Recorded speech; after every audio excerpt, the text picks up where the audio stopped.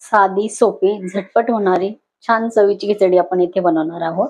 त्यासाठी इथे लसूण घेतलेला आहे. मस्त ह्या पाकळ्या 10-15 पाकळ्या मी इथे ठेचून घेतलेल्या आहे. 2 हिरवी मिरची आहे आणि भरपूर सारा कढीपत्ता घेतलेला आहे.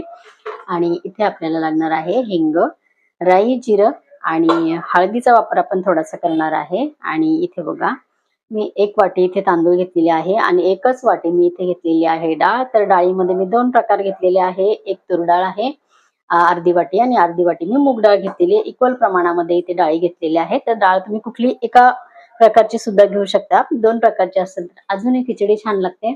या साईडला मी इथे पाणी गरम करत ठेवलेलं आहे पातेल्यामध्ये आणि इथे आता आपण कुकर ठेवलेला आहे गरम करत. इथे 2 टीस्पून मी तेल घातलेलं आहे. तेल कडकडीत इथे गरम करायचं आहे. तेल कडकडीत गरम झालेलं आहे. 1 टीस्पून आपण इथे राई घातलेली आहे.